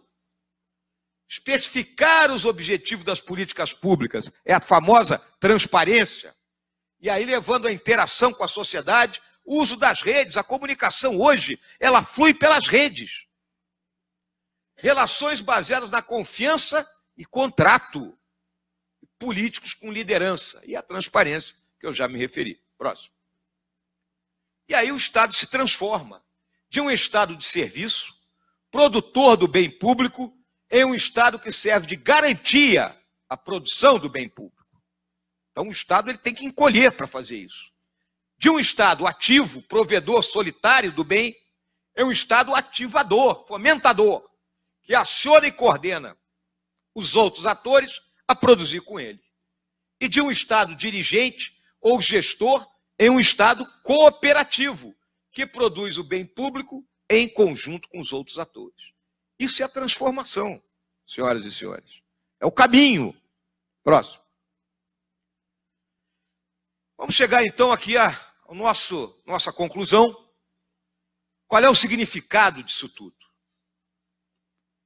O problema, segundo Joseph Nye Jr., que para todos os estados no século XXI, que há cada vez mais coisas fora de controle, até mesmo dos mais poderosos, devido à difusão do poder para os atores não estatais. Temos que conviver com isso. Próximo. Cenários do Brasil. Esses cenários têm sido difundidos aí, né? O final antecipado é a queda do Temer, o sucesso parcial é a economia entrar nos eixos, o Temer não sofrer mais nenhuma denúncia, e o sucesso amplo é, o Estado bate numa picareta em algum lugar, jorra petróleo, ouro, e aí o Estado volta a enriquecer, né, de uma forma terrível. Mas o que nós estamos vendo é o que os analistas políticos chamam de sarneização, né? E se nós lembrarmos o que foi o período do presidente Sarney, não é, tutelado pelo doutor Ulisses Guimarães e a parcela do PMDB, não é, sem capacidade de influenciar em nada, é o que nós estamos vivendo hoje, né? Guardadas as devidas proporções. Próximo. E como superar isso? Reforma tributária. A quantidade de tributos que nós temos leva a uma evasão. Por que até hoje a gente não consegue implementar o imposto de valor agregado, o IVA, que existe em tudo que é país? Até os nossos vizinhos têm. A reforma fiscal para reduzir o custo do Estado. Um novo pacto federativo. digitalização e virtualização dos serviços públicos, dentro daquele caminho da modernidade, e revisão da gestão do funcionalismo profissional, analisarmos a questão da estabilidade. O cara tem que ter algo que o ameace. Ninguém pode passar a vida achando que está tudo tranquilo. É aquela famosa história do paletó na cadeira. Privilégios.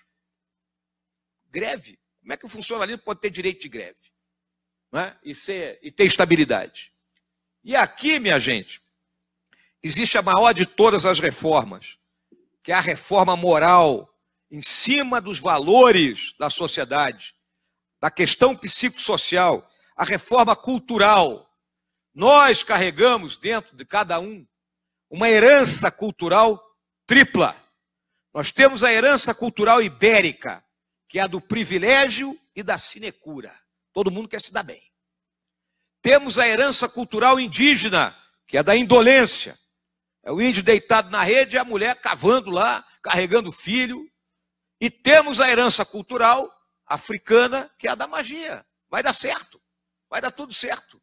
A molemolência, o samba, nós somos melhor, a embaixadinha. Nós temos que romper esse ciclo. Essa é a realidade. Próximo. E aqui eu quero tocar em dois aspectos da minha profissão, porque eu estou falando de valores. Nós temos formação específica e aperfeiçoamento constante. É importante que os senhores e senhoras entendam isso. Os militares, eles estudam nas mesmas escolas. A gente se conhece desde cedo. É diferente do profissional civil, que um é formado por uma universidade na Bahia, outro no Rio Grande do Sul, outro em São Paulo e vão trabalhar numa empresa em Mato Grosso. Não se conhecem. São formados de forma distinta. Nós não. Nós viemos desde cedo. Colégio Militar, Escola Preparatória, Academia Militar, Escola de Aperfeiçoamento, Escola de Estado-Maior. Por isso que se diz, no caso específico do Exército, que o Exército é pequeno e tem muros baixos. Ou seja, todo mundo sabe de todo mundo. Ninguém engana ninguém. Disponibilidade permanente. Nós somos militares 24 horas por dia, 7 dias por semana, 30 por mês, 365 por ano. Não é porque acabou o expediente que eu vou botar um brinquinho na orelha e serei outra coisa. Não, eu sou militar. Não deixo de ser, jamais. Proibição de participar de atividade política. Não tem política no quartel. O milico que quer ir para a política, ele vai entrar em licença para tratamento de interesse particular. Se for eleito, tchau, vai embora. Se não for eleito, ele volta. Proibido sindicalização e participar de greves.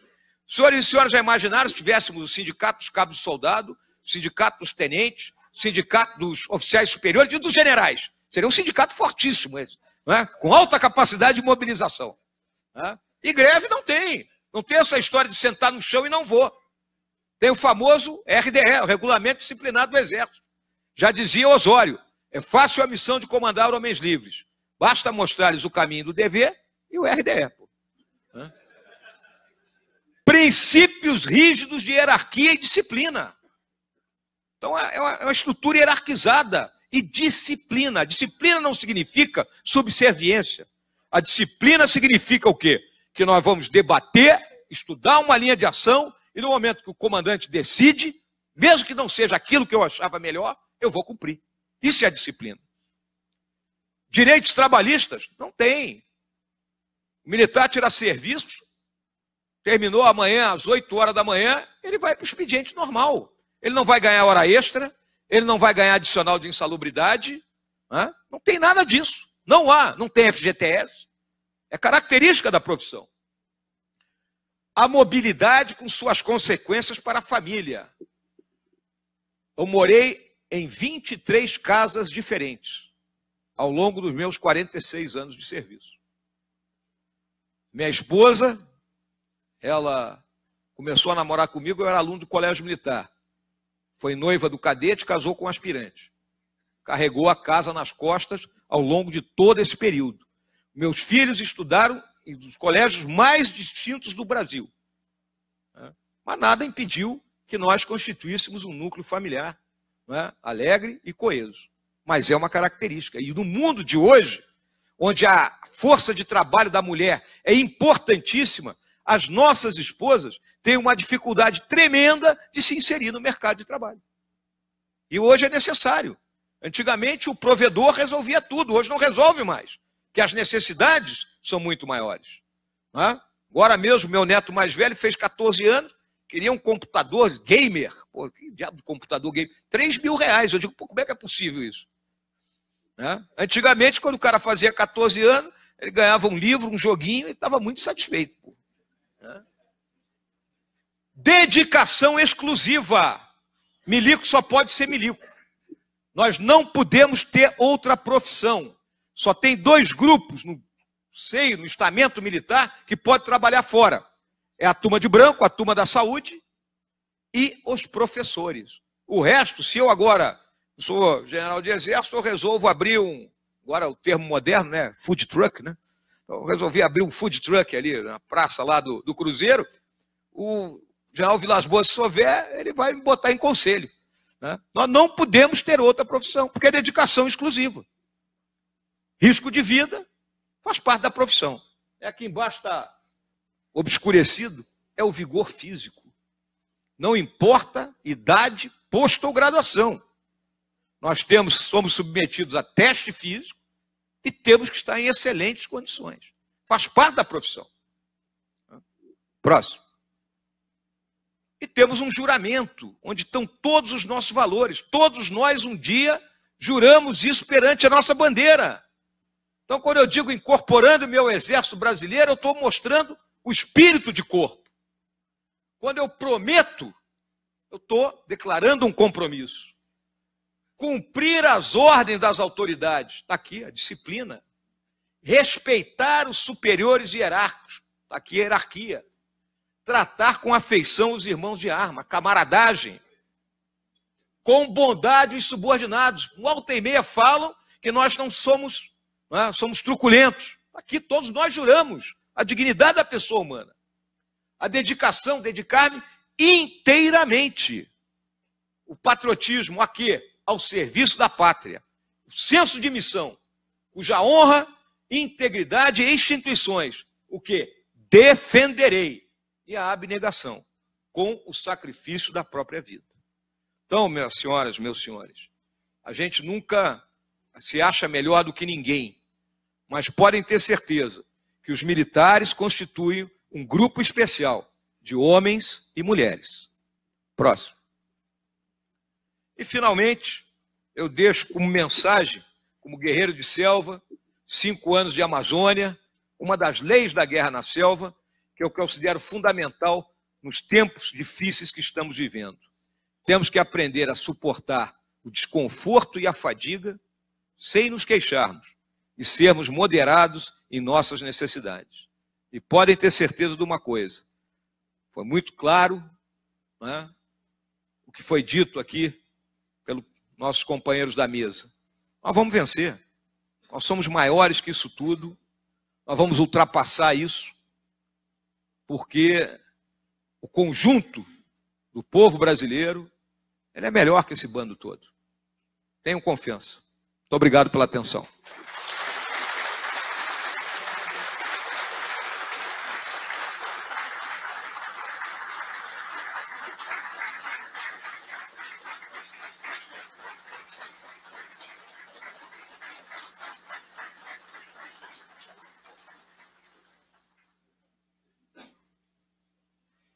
Podem sentar-se, por favor. Eu pediria aos componentes da mesa, por gentileza, que retornassem aos seus lugares, para que nós possamos dar continuidade respondendo às perguntas da plateia.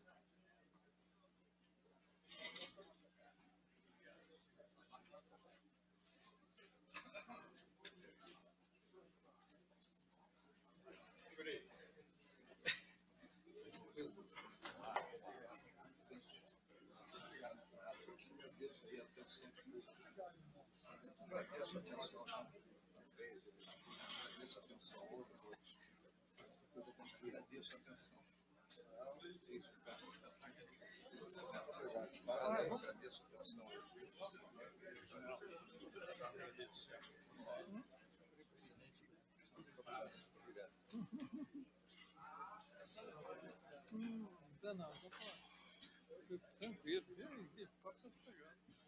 Pense comigo, não.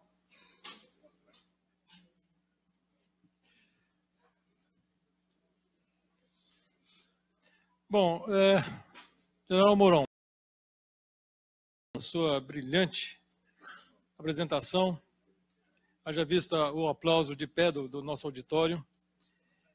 Temos aqui 6 perguntas. Como eu falei que ia fazer 5, ia passar as demais para a sua assessoria, nós vamos fazer as 6. Vamos mandar uma para lá. Então, serão as 6, ok? Inicialmente, o irmão João Mendes da Silva. Ele pergunta, entre 1970 e 2000, o Brasil duplicou a população. Os jovens estão sendo cooptados pelo crime. O que o Exército está fazendo para transformar essa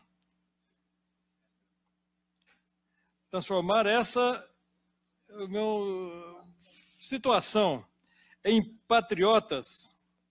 O que já que a família e os políticos não fazem? Se você conseguiu compreender, eu posso repetir. Entendi. Entendeu? Entendido. Agradeço aí a pergunta, né? Vamos fazer uma digressão aqui. Desde que a gente ingressa na força, né?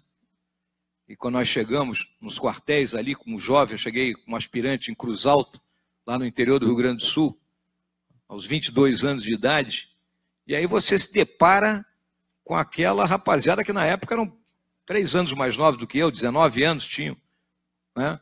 Grupo que incorporava ao Exército. E nós temos um sistema de instrução militar. Esse sistema ele trabalha tanto a parte, digamos assim, operacional, né, de transformar aquele rapaz num soldado, como trabalha na parte dos valores, né, daquilo que nós chamamos da área afetiva.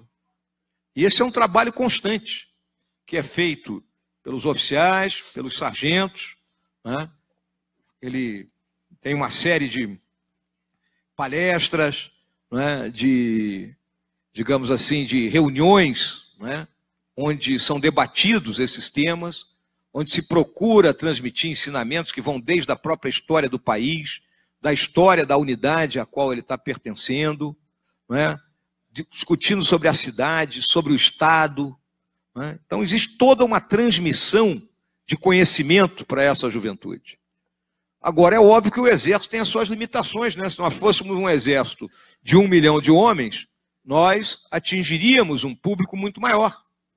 Mas hoje, o que ocorre? Né? Nós incorporamos anualmente em torno de 70 mil jovens. São esses que fazem o rodízio dentro da força. Porque diferente do exército que nós tínhamos há 40 e poucos anos atrás, a tecnologia requer que nós tenhamos um núcleo de soldados profissionais para manejar esses equipamentos. Eu não posso, da noite para o dia, entregar um carro de combate alemão, o painel dele é igual de um helicóptero, na mão de um jovem de 19 anos recém-incorporado. Ele vai ter que passar por uma fase, vai viver aquele ano dele como recruta. Se ele tiver um aproveitamento, ele poderá, dentro da nossa linguagem, engajar, né? Ou seja, ele permanecer mais tempo, né? E aí ele vai trabalhar com esses equipamentos mais sofisticados. Se nós fôssemos um exército maior, nós atingiríamos maior parte da juventude, pode ter certeza disso aí. Mas nós não nos omitimos jamais, em nenhum momento, e se pudesse, aqui que eu não tenho nenhuma transparência para mostrar de como funciona o sistema de instrução militar, os senhores teriam noção disso aí. Espero que tenha respondido a pergunta. Próxima pergunta que eu vou fazer ao senhor. Quando da estada aqui do general Vilas Boas, ele respondeu isso aqui com muita propriedade, quando foi perguntado por que não havia intervenção militar no país. E ele respondeu com uma clareza para mim, que ficou marcado para mim. Ele falou que, primeiro, a chance é zero. Segundo, é que as pessoas veem nas Forças Armadas, e foi demonstrado aqui, a disciplina e a hierarquia, que não acontece na sociedade civil. Então, que achando que as Forças Armadas é o tábua de salvação. Então, a pergunta é o seguinte: a Constituição Federal de 88 admite uma intervenção constitucional com o emprego das Forças Armadas. Os poderes executivos e os legislativos estão podres, cheios de corruptos. Não seria o momento dessa intervenção, quando o presidente da República está sendo denunciado pela segunda vez e só escapou da primeira denúncia por ter comprado, entre aspas, membros da Câmara Federal? Observação: fechamento do Congresso, com convocações gerais em 90 dias, sem a participação dos parlamentares envolvidos em qualquer investigação. Gente nova. Excelente pergunta. Primeira coisa, o nosso comandante, desde o começo da crise, ele definiu um tripé para a atuação do Exército. Então, estou falando aqui de uma forma como o Exército pensa. Ele se baseou, número 1, na legalidade. Número 2, na legitimidade, que é dada pela característica da instituição e pelo reconhecimento que a instituição tem perante a sociedade. E número 3, não ser o Exército um fator de instabilidade, ele manter a estabilidade do país. É óbvio, né, que quando nós olhamos, né, com temor e com tristeza, né, os fatos que estão nos cercando, a gente diz, por que não vamos derrubar esse troço todo? Na minha visão, né, e aí a minha visão que coincide com dos meus companheiros do alto comando do Exército, nós estamos numa situação daquilo que poderíamos lembrar lá da tábua de logaritmo, né? Aproximações sucessivas, né?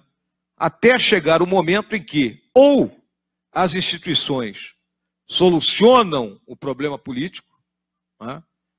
Pela ação do judiciário, né?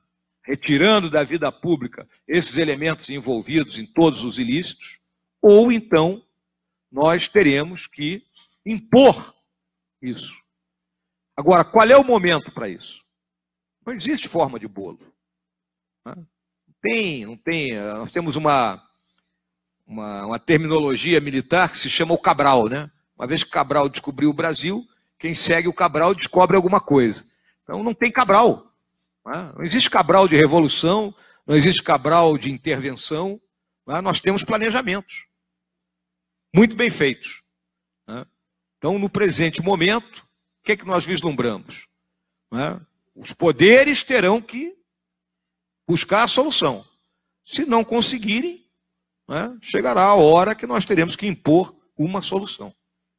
E essa imposição, ela não será fácil. Ela trará problemas. Podem ter certeza disso aí. E a minha geração, e isso é uma coisa que as senhoras e os senhores têm que ter consciência, ela é marcada pelos sucessivos ataques que a nossa instituição recebeu de forma covarde, muito obrigado, Ricardo, de forma não coerente com os fatos que ocorreram no período de 64 a 85, isso marcou a geração. A geração é marcada por isso. E existem companheiros que até hoje eles dizem assim, poxa, nós buscamos fazer o melhor e levamos pedrada de todas as formas. Mas, por outro lado, quando a gente olha o juramento que nós fizemos, o nosso compromisso é com a nação, com a pátria, independente de sermos aplaudidos ou não. O que interessa é termos a consciência tranquila de que fizemos o melhor e que buscamos, de qualquer maneira, atingir esse objetivo. Então, se tiver que haver, haverá. Mas hoje nós consideramos que as aproximações sucessivas terão que ser feitas. Essa é a realidade.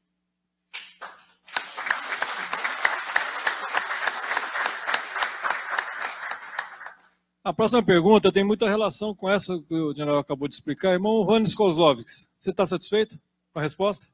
Que é basicamente o mesmo assunto, tá ok? Muito obrigado. Antônio Carlos Benício. Senhor general, na sua visão estratégica, como o senhor visualiza a questão da água no contexto mundial? A pergunta. Bom, eu toquei aqui na questão das guerras climáticas, né, e falei ali no esgotamento das fontes, né, coloquei fontes de energia, né, a água ela não deixa de ser também uma fonte de energia. Nós aqui no Brasil temos água em abundância, apesar de estar faltando em alguns lugares, né. Nós temos os aquíferos, temos aquífero na Amazônia, temos o aquífero Guarani, temos esses nossos rios caudalosos e inúmeros países no mundo, principalmente na África, seja a saariana ou a subsaariana, essas populações estão esgotando esse recurso. É um recurso que começa a sair do controle.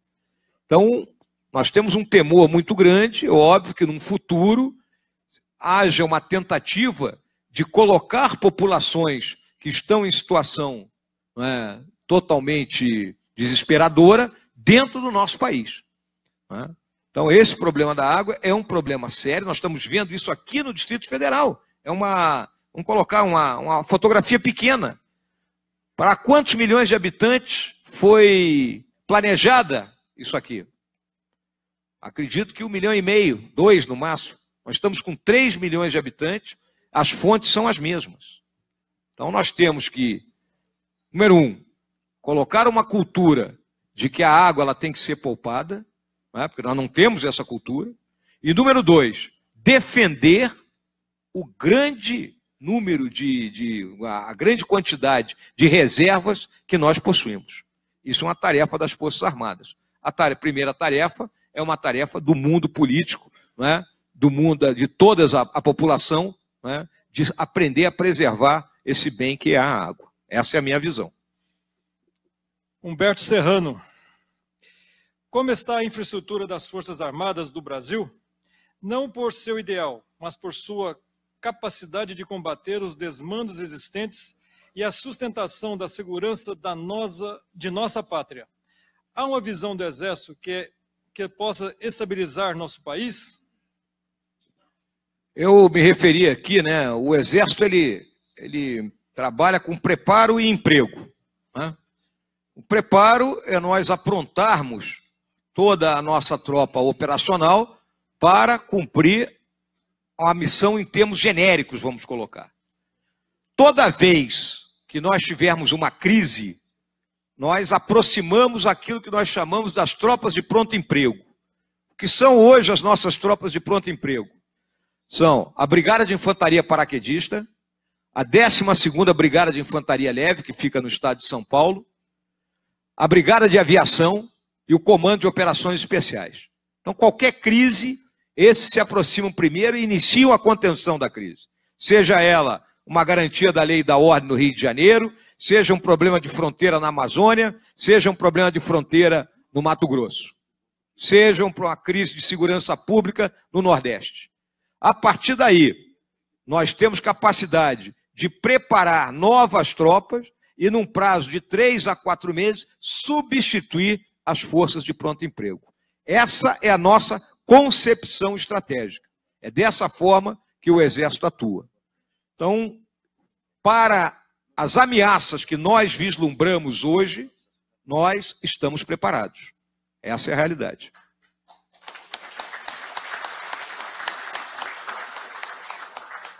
E a última pergunta, do irmão Ricardo Mussi.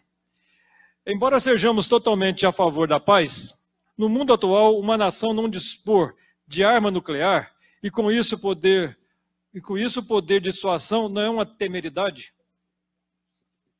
Não resta a menor dúvida, né? Isso aí ocorreu lá no governo do presidente Collor, quando o Brasil, né, assinou o Tratado de Não Proliferação Nuclear, se fechou lá o campo de prova de cachimbo e nós, né, perdemos essa capacidade, né, essa produção.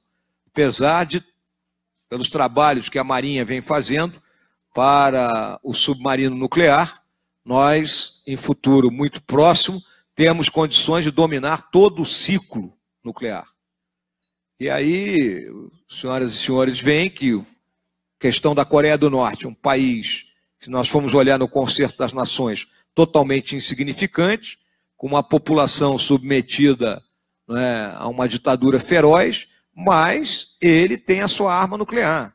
E esses exercícios que ele vem fazendo, nada mais é do que aquilo que nós chamamos de dissuasão.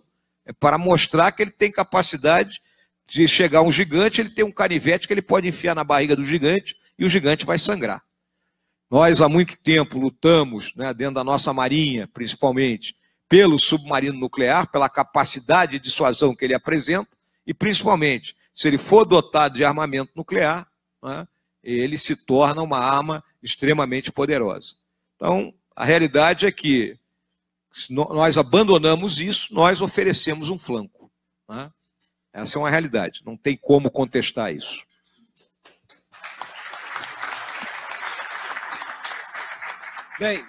Bem, agradecemos as perguntas de todos e, evidentemente, as belas respostas.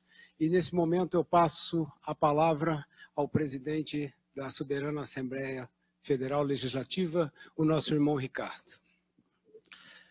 General, senhoras e senhores, eu prometo que não vou fazer outra palestra.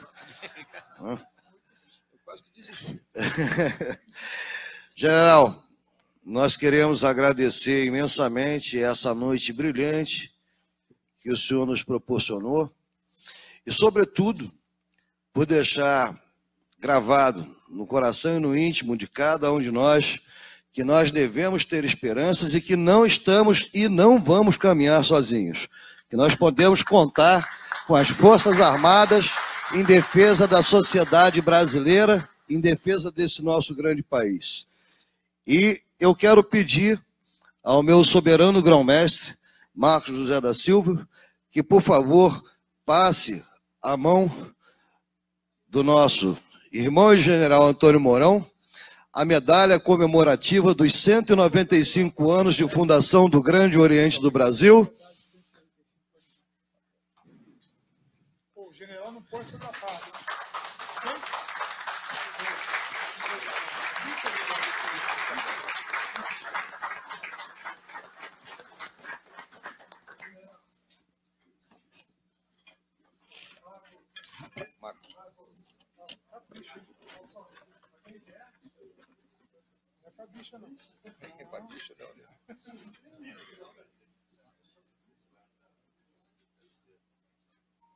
Ato contínuo, eu peço ao nosso presidente honorário da Soberana Assembleia Federal Legislativa do Grande Oriente do Brasil, irmão Múcio Bonifácio, que faça chegar a vossas mãos o conjunto de louça comemorativo aos 195 anos de fundação do Grande Oriente do Brasil.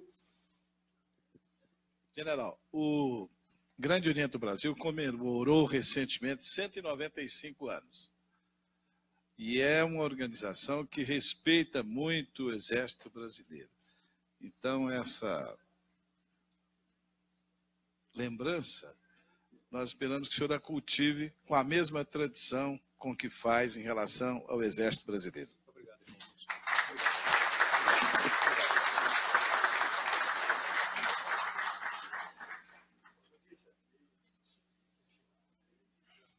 Ato contínuo, eu peço ao nosso grão-mestre do Distrito Federal, irmão Lucas Gaudiano, e ao meu grão-mestre Edmo Muniz de Pinho, grão-mestre do Grande Oriente do Brasil no estado do Rio de Janeiro, que entreguem ao nosso irmão e general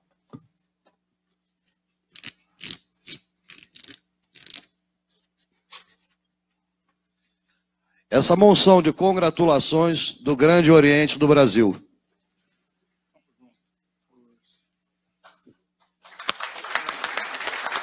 Coronel, é um prazer e uma honra muito grande, em nome da nossa Assembleia Federal Legislativa, essa homenagem ao Exército Brasileiro e na sua pessoa, general. Muito obrigado. Muito obrigado.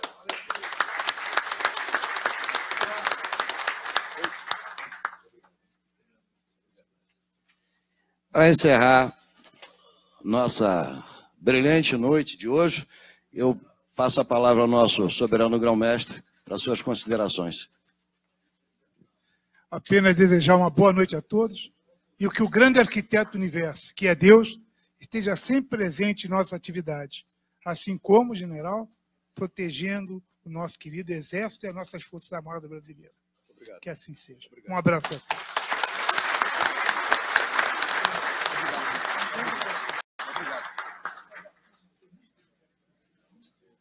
Estão todos convidados ao coquetel que nós estamos oferecendo em homenagem ao nosso irmão e general no nosso salão de eventos. Por favor, pode se dirigir até lá. Muito obrigado.